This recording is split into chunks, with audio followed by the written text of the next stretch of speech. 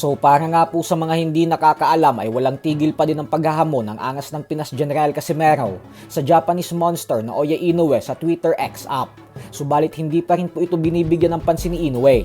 Pero dahil nga po sa tinatag ni Cuadro Alas ang official X account ni Inoue, kaya naman nababasa na ito ng mga Japanese fight fans. At dahil dyan kaya inatake si Casimero ng mga solidong diehard fans ni Inoue. At dito nga po ay sinabihan si Casimero ng Hapon na nakikiusap umano siya na tigilan na ni Alas ang paghahamon kay Inoue kasi wala na daw sapat na oras ang kanyang idolo upang mag-aksaya pa ng panahon kay Casimero.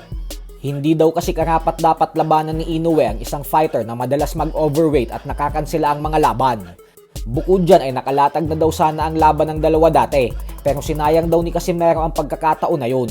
Bukod dyan ay tinawag pa nitong duwag si Alas habang may bumanat naman na 1,000% imposible daw talaga na mangyari ang pangarap na laban ni Casimero kasi wala naman daw itong titulo.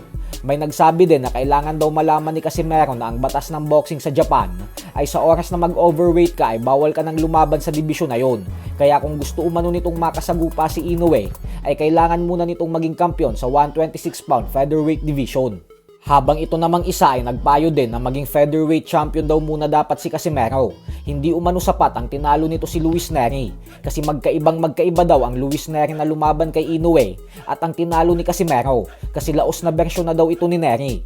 Tandaan po natin na lahat ng yan ay komento ng mga Hapon at translate lang natin sa wikang Ingles upang maintindihan natin. Napakadami pa pong mga banat ng Japanese fans pero hindi na natin iisa-isahin pa kasi hahaba lang ng gusto ang video na ito.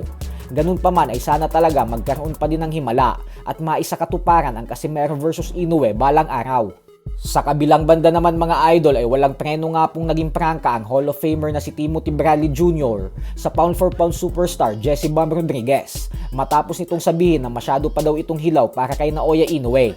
Ayon kay Bradley ay sang-ayon daw siya sa trainer nitong si Robert Garcia na hindi pa handa ang bata nitong lumaban sa halimaw ng Japan.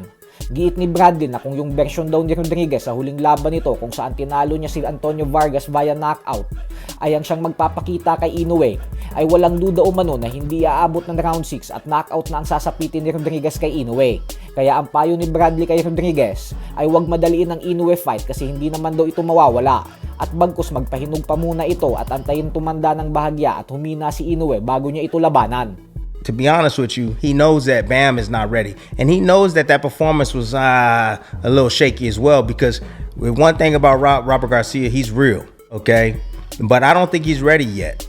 Like even during the fight, I felt like Bam's power didn't translate like it did at the 115. It didn't translate against Inoue.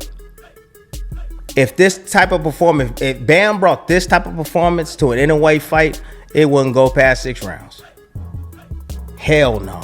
It wouldn't go past 6 rounds at all. If this same Bam showed up this weekend, it wouldn't go past 6 rounds.